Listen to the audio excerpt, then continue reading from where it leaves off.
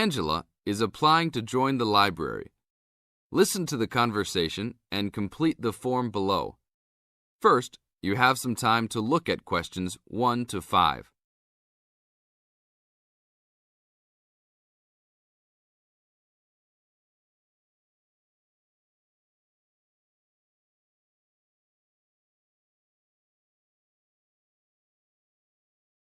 Now we shall begin. You should answer the questions as you listen, because you will never hear the recording a second time. Hello, how can I join the library? Well, you need to make an application. Would you like to do it now? Yes, if I can. One moment and I'll get the form. Now, I just need to ask you a few questions before you sign at the bottom. Okay. Your full name, please. Angela Mary Price. Price? Yes, that's right. Okay. And your address? Apartment 3, 86 Bridge Street, Pimlico. Bridge Street. That's just near here, isn't it? Yes, not very far. Good. So the postcode must be 2065, right? Yes, that's right. Now, your telephone number. I need both home and work if you have them. My home number is 8763-5142, and work is 8456-1307. Do you need anything else, like ID or something? Yes, your driver's license will do, if you have one. Right. It's easy to remember. I know it by heart. 4040AC. I'm afraid I'll also need to see it. Okay, here it is. Thanks. And your date of birth, please? 24 March 1981. Okay, thanks. That's the most important part completed. But if you don't mind, I'd also like to ask you a few questions for a survey we're conducting. Yes, that's okay. Now you have some time to read questions 6 to 10.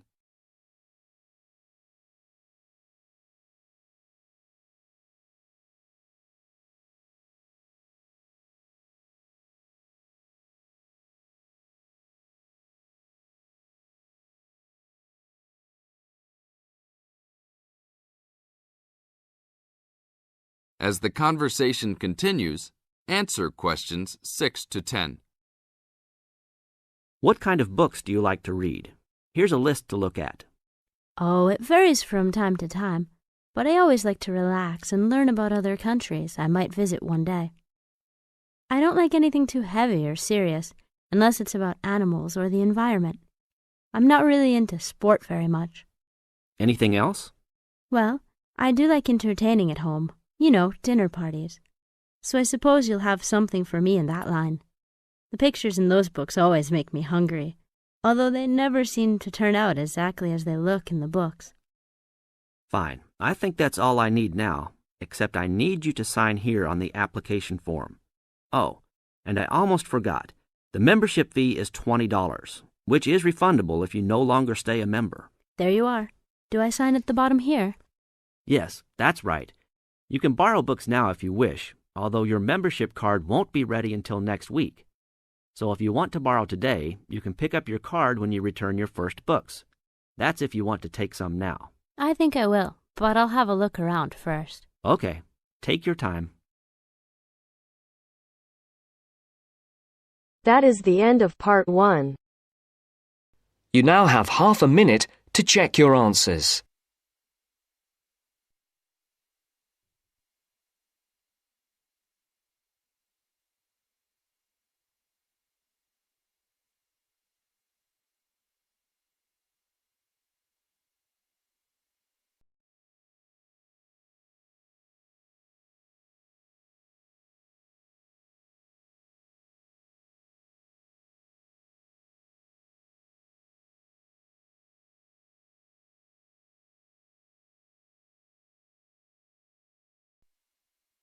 Now turns to part 2. Part 2. You'll hear someone talking to a group of university students. First, you have some time to look at questions 11 to 17.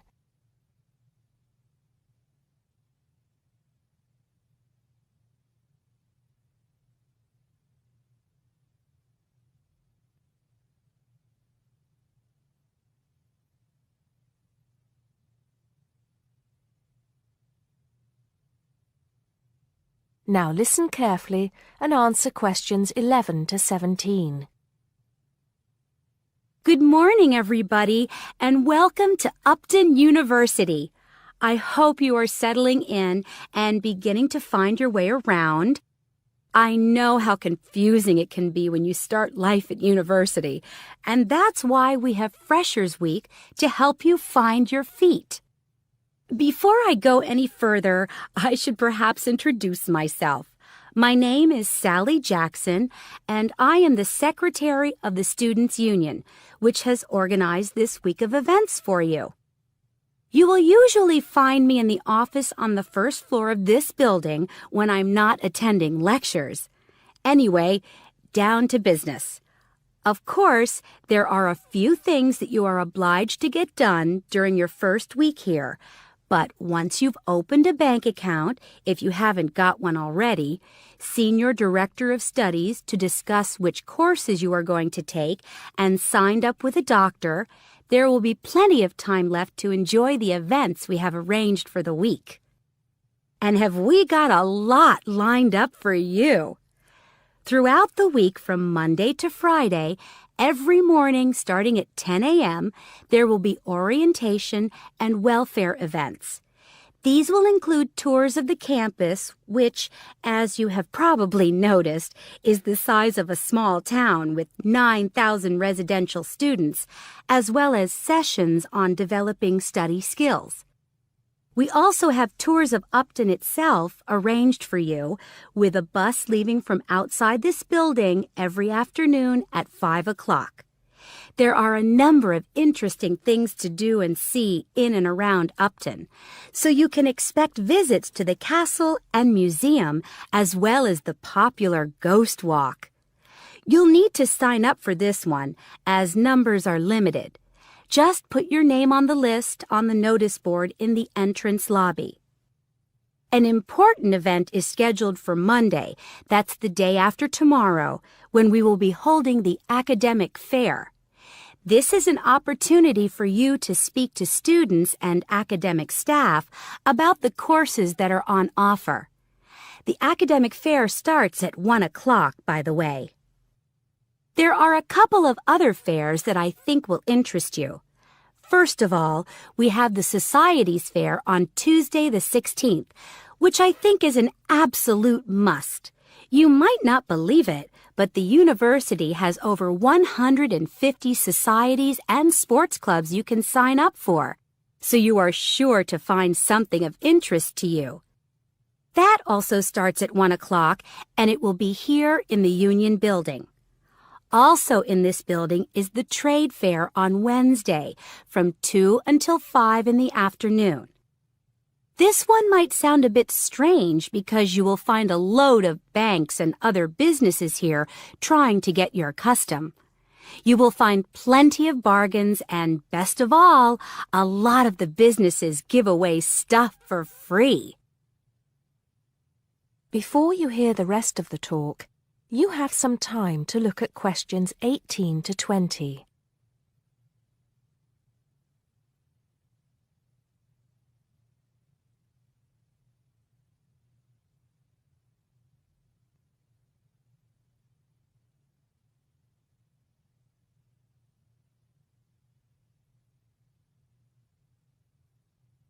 Now listen and answer questions 18 to 20. We've also got a great entertainment program lined up for you, starting tonight with our welcoming party. We have a top band lined up for your entertainment, but I'm not allowed to say who they are. All I can say is that I am sure you will not be disappointed. So come along to Blackmore Hall at 9 o'clock this evening to get your university experience off to a flying start. Just one point. I'm afraid this event is limited to freshers only. Because of space restrictions, you can't bring a friend tonight. Sorry about that. There's more fun and games on Monday in the Cotswold Theater here on campus. We have booked two of the cleverest comedians in the country, Paul Frazier and Jenny Brown, for a 3-hour show. Paul has assured us that he and Jenny have packed the show with new material, and as they always get rave reviews for their shows, I think we can look forward to an evening of great entertainment. That's in the Cotswold Theater on Monday evening at 7:30. Moving along a bit, on Thursday there is an important date for your diaries. This is the official Freshers opening ceremony, when the Dean welcomes you to Upton University. So remember, Thursday the 18th from 2:30 to 3:30 in Blackmore Hall. You certainly should go to this one, and by the way, light refreshments will be available. At the end of the week, on Saturday, you have the chance to dress up in your smartest evening wear for the official Freshers' Ball. Actually, although it's called a ball, it is quite a relaxed affair, so we are more than happy if you turn up wearing jeans and a t-shirt. The important thing is to relax and enjoy yourselves. Time and place are the same as for this evening's party. Blackmore Hall from 9 in the evening to 3 o'clock in the morning. Right. I think I've covered the most important and exciting events we have lined up for you, but there will be plenty of other things going on throughout the week, so remember to check the notice board in the entrance lobby regularly. Enjoy the rest of the day, and I look forward to meeting as many of you as possible this evening at the welcoming party. That is the end of part 2. You now have half a minute to check your answers.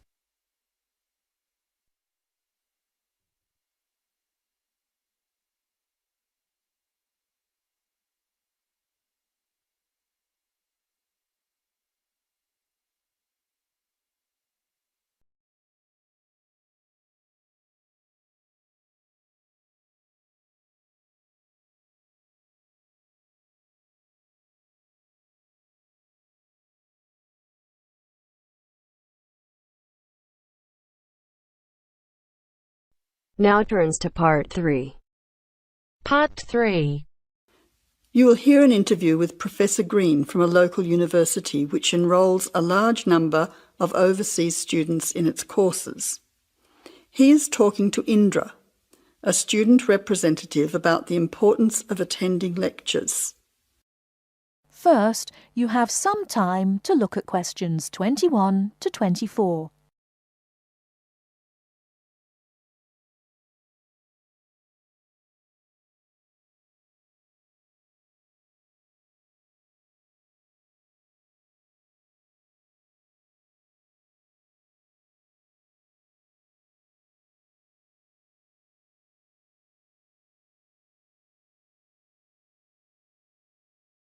Now, listen carefully and answer questions 21 to 24. Good afternoon, Professor Green. Thank you for your time today. I wonder if you could explain why you think it is important for us to attend lectures in a course that we're studying. Well, despite the increasing dependence on online communication these days, I do think it is important. Apart from delivering the content of the lecture itself, I believe that there are some general communication benefits from having large groups of students together in one place. For lecturers, it is an opportunity for us to address many students together at one time. For students, it helps you to feel part of the wider learning community who are following the course.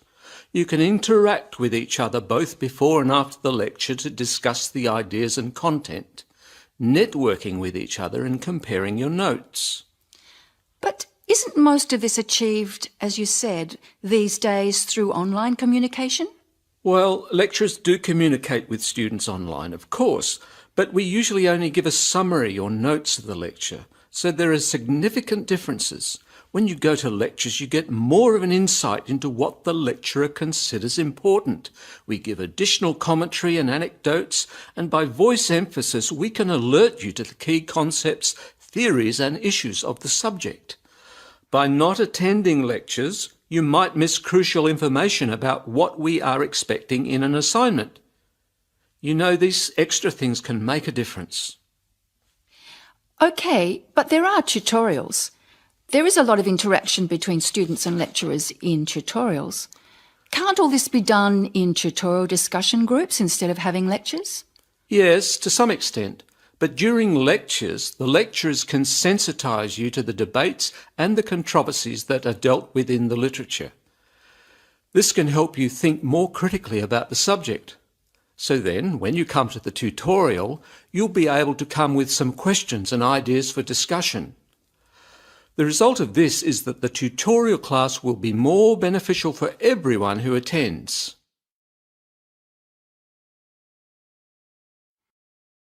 Before you hear the rest of the talk, you have some time to look at questions 25 to 30.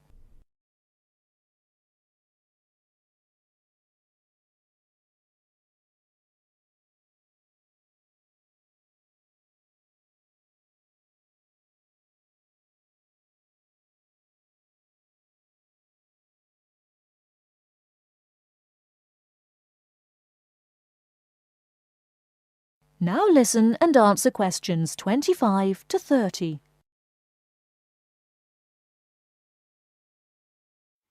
I see your point. However, surely this also depends on whether students are able to understand and follow the lecture well. What strategies do you recommend to help students get the most out of lectures? I would say that first of all, it is important to do some pre-reading. By doing this, you get an orientation to the topic. You'll become familiar with the key terms and you'll be able to follow the lecture points more easily. I also think it is good to arrive early to collect handouts and to find a seat where it is easy to see and hear what is going on. Then, importantly, during the lecture itself, you need to be attentive. I know from experience that it is often difficult to be attentive. What can students do to improve their attentiveness during the lecture?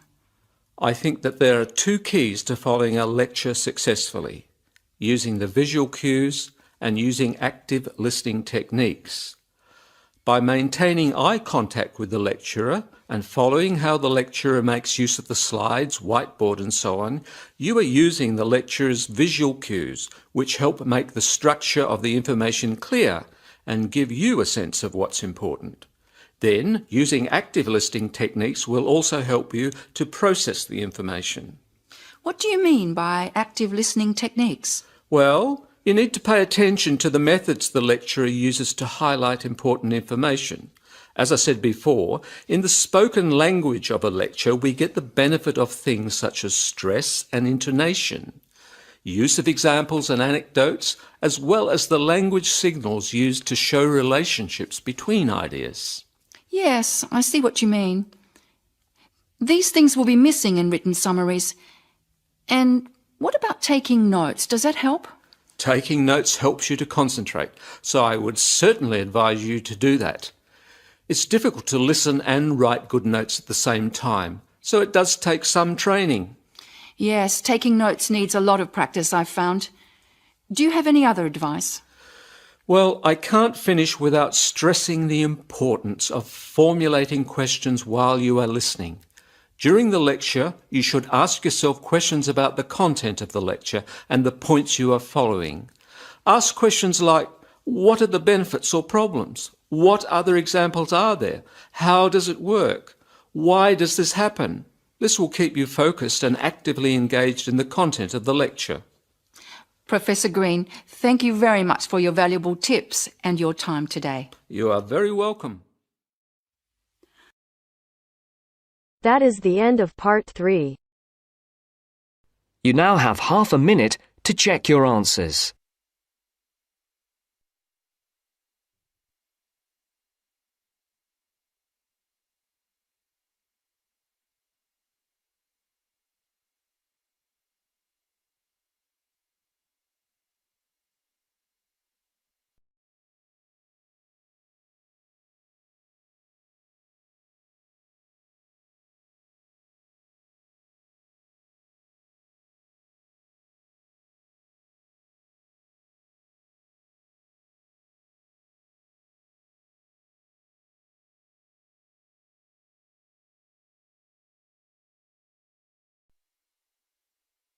Now turns to Part 4. Part 4. You are going to hear a talk given by Jim Allen. He is going to share some of his findings of his research. Now you have some time to look at questions 31 to 40.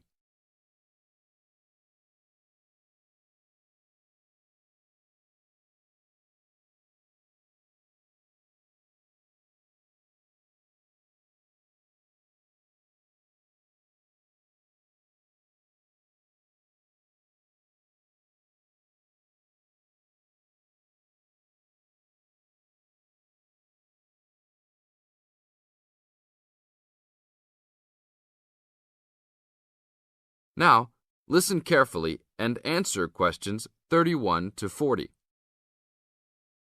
Good morning. Today we'll be hearing from Jim Allen, who will be sharing some of the findings of his research project from last term. Jim. Thanks. Well, to start with, a little bit of background about the project. As you can see, our title is something that is relevant to everybody in this part of the world: water safety. These days, there's a lot more to water safety because of the increasing number and range of boats and other things people use on public waterways. I'd become interested through reports on radio about the number of incidents involving small powerboats and individual watercraft such as jet skis. It seemed to me that because these craft were essentially recreational and didn't require licenses to use, there was very little opportunity to influence the users towards being safety conscious. So, I decided to make this the focus of the project. For the research, we mainly relied upon talking to people, asking them questions in preference to using a written questionnaire. We interviewed a wide range of people at a number of popular swimming locations over 2 consecutive weekends and asked them what they'd observed or experienced themselves. The respondents were both male and female, but the men were just slightly in the majority. We were pleased with their willingness to talk about the subject, and all told, interviewed 145 people over the 2 weekends. So, what were the findings? As you can see, 86% of people reported having had some type of problem. A surprisingly large percentage, 27%, commented that they had found it necessary to shout at an offending powerboat, but the main type of problem was the deafening sound that some of the boats made. On occasions, this led to swimmers deciding to move to another location.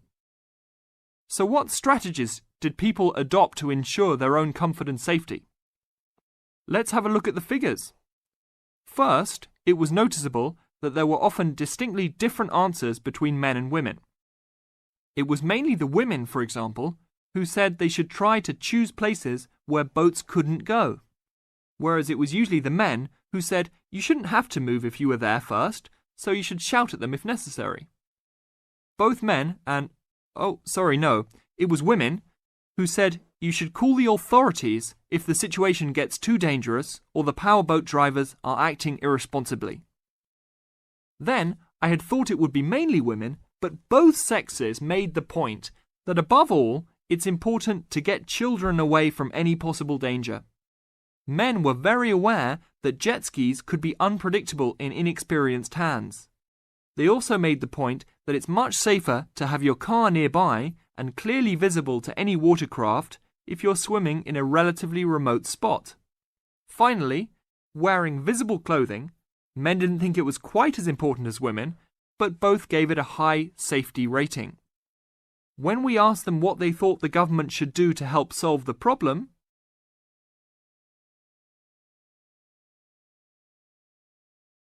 That is the end of Part 4. You now have half a minute to check your answers.